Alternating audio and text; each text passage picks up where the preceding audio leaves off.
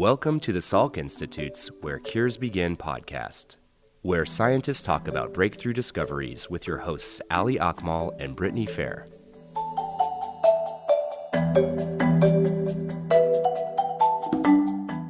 I'm here today with Dr. Reuben Shaw. He is a professor in the Molecular and Cell Biology Laboratory and the director of the Cancer Center at Salk. His lab focuses on harnessing our knowledge of metabolism and diabetes in order to target the fuel lines that cancer relies on. Welcome to Where Cures Begin, Dr. Shaw. Thank you. And just to get started here, can you tell me a little bit about your path to becoming a cancer researcher? I was a biology major as an undergraduate, and I had the good fortune to work in a research lab that was starting to study some of the early genes that were connected with cancer.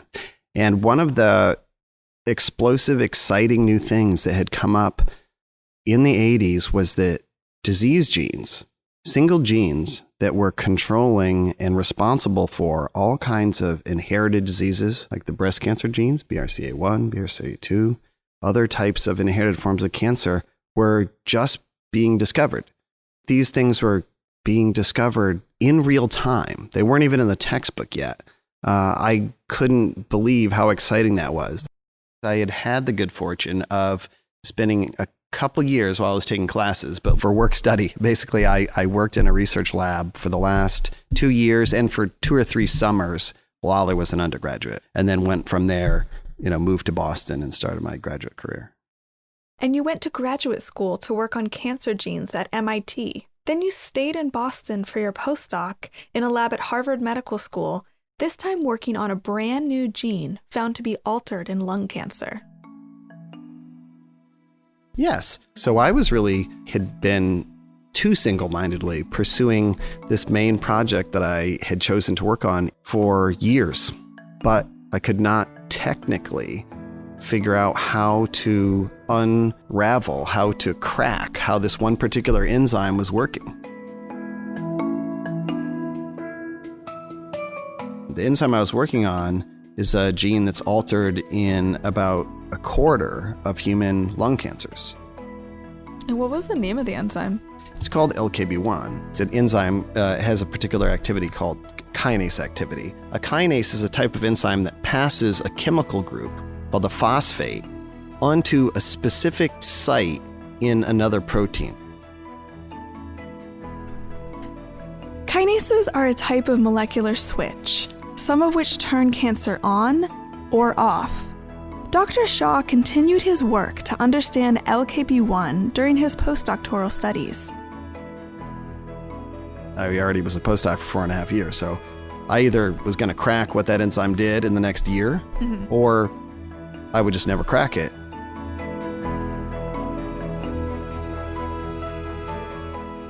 I knew 2 other top labs in the world, and they were trying to crack it using different methods from what I was doing, but they couldn't crack it at all either. It was just that this particular cancer-fighting enzyme was elusive.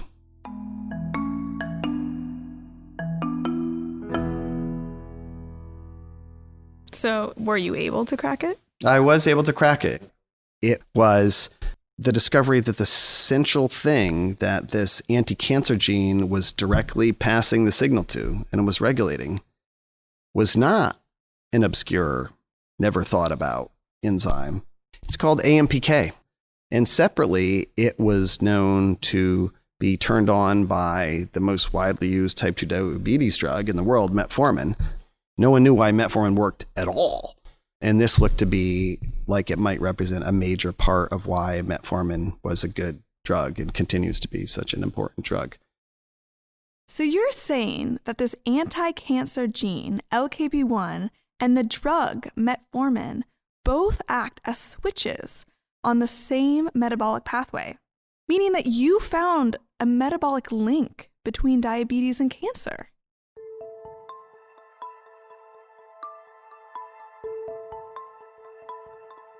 And I remember being in the dark room where you develop these films. And so it's a red light. It's less like, it's like a black light, but the light's only red. And I was sitting there waiting for it to come out. And at that point, you also, it's like 4.5 years. So at any rate, the film came out and I looked at it. And I couldn't believe the result. It was just one of the most black and white things that I'd ever found in my career. And I knew the potential impact of what was on that piece of film. And I actually stood there for a long set of minutes, making sure I was looking at it the right way, everything was lined up the right way. And then I kind of knew that day. I stayed in the darkroom just sitting there. I'm like, yeah, this is true. Even if other people find it also, like, no one is going to believe it. No one is going to believe this. This cancer gene was regulating this metabolism, this anti-diabetes gene. And as I predicted that day in the darkroom, people really hated this idea. We tried to publish it in a very prominent journal, and the reviews we got back were, in fact, along the lines of, this cannot be. I cannot figure out what's wrong with this paper, but this is literally not possible that a card-carrying, respecting, bona fide cancer-fighting enzyme is like regulating this metabolic kinase. Like, absolutely not. And it turns out we couldn't overcome that must be prominent person's opinion. In the meantime, while we were trying to fight it to get published in that journal, it came out in 2 other smaller, in fact, one of the world's first online journals from a team of 2 different famous researchers in Scotland. So they also found it by a completely different approach. And what was it like then after all this time? You had this amazing discovery that to then not be able to get published, and on top of that, have someone else publish what you had found. That was a tough fall. I'm not going to lie to you. That was a very, very tough fall. So I just thought, yeah, okay, that's fine. Like, this is a huge discovery. It really is true. And so I'm going to keep trying to test and prove all the ramifications of this. If this is true, the LKB, this cancer fighting enzyme, is turning on this diabetes fighting enzyme, does that mean that the anti-diabetes gene has anything to do with cancer? And conversely, could it be that this cancer fighting enzyme has anything to do with diabetes and metabolism? And so the next thing that I discovered while I was still in Boston was using mice. We could isolate the tumors and study them, but I started looking at them specifically in liver and in muscle, the same way that people in the diabetes or exercise physiology field would do, to see, is it true that this cancer-fighting enzyme has anything to do with exercise or diabetes? But I found the answer, and it was a resounding yes. And that paper came out in an important journal. So I went on the job market 1 year later.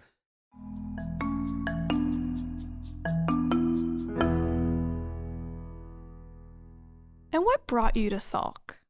The reason I came to Salk was very straightforward. It was that idea of cutting across disciplines and cutting across different types of knowledge to pursue the answers by any means necessary. So knowing these kinds of details of how cells survive starvation and survive different types of therapeutic attack, that's a major focus of my lab now, which stems out of some 15 years later, us continuing to decode deeper and deeper how this AMPK enzyme and other enzymes like it reprogram the cell to adapt to different environments, and then trying to find ways to develop new therapies to turn up or turn down those key pieces at the right time to fight both cancer and diabetes. That's what keeps me waking up in the morning, is knowing that we are going to discover things that no one knows, and some of these are going to lead to new therapies.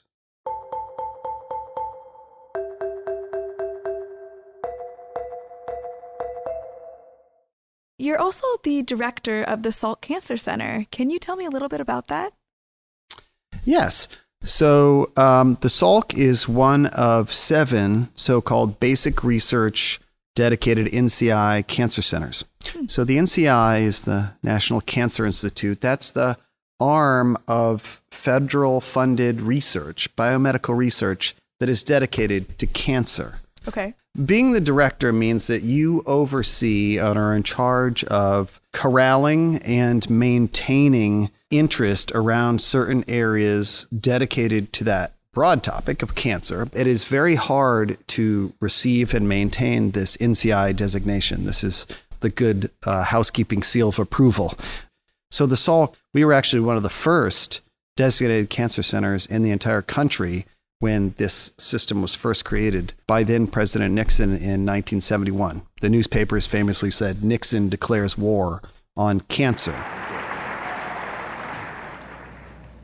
I will also ask for an appropriation of an extra $100 million to launch an intensive campaign to find a cure for cancer. The time has come in America when the same kind of concentrated effort that split the atom and took man to the moon should be turned toward conquering this dread disease. So we've had NCI Cancer Center funding now for 46, almost 47 years. Oh, wow. So now I'm carrying the torch to make sure that Salk's efforts at cancer and cancer research remain at the forefront for the coming decades. That's really my mandate. And are you also guiding the Conquering Cancer Initiative? I am. That's another new specific scientific initiative. We are going to take on 5 of the world and the country's deadliest forms of cancer. Okay.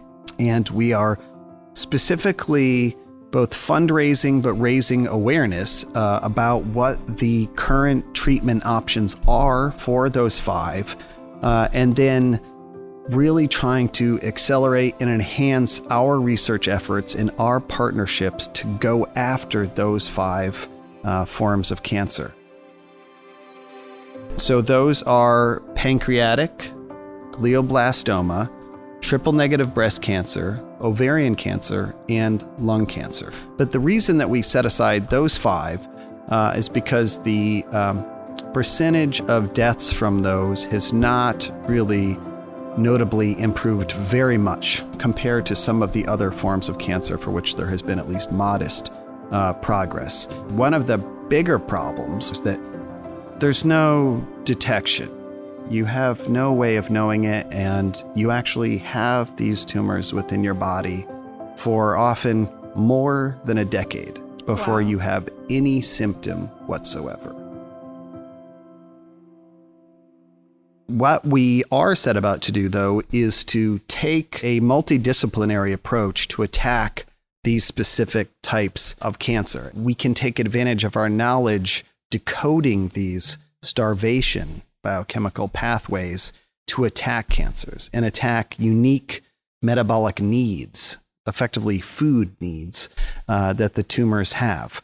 Another one of the approaches is to fight inflammation, which is a hallmark of many types of cancer, especially certain forms of breast cancer, especially colon cancer. And another approach which Salk has had great historical success in is in decoding the genes that underpin different forms of cancer. Finally, a newer approach, which is very exciting within cancer, is the discovery in the past decade, really, of concrete ways to harness the immune system to attack tumors themselves. It turns out, though, that cancer cells evolve mechanisms to deliberately prevent that self-disclosure of the tumor cell to the immune system. Yeah, it's stealth.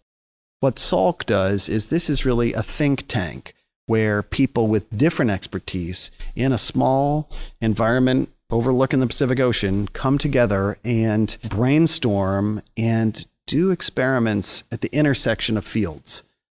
But I think that is what the Salk does best, is just pursues the scientific questions to their fullest end and then crosses the boundaries. That's where we just go tripping over those lines, jumping into the next field and hiking the next mountain.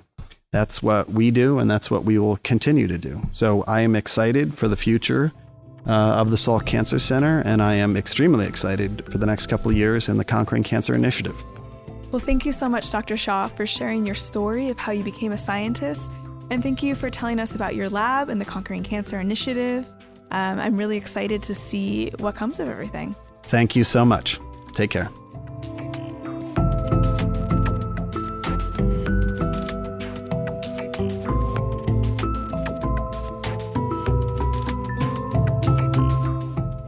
Join us next time for more cutting-edge Salk science.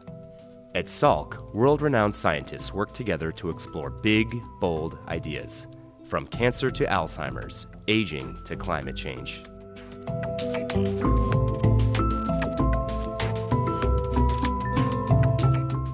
Where Cures Begin is a production of the Salk Institute's Office of Communications. To learn more about the research discussed today, visit salk.edu/podcast.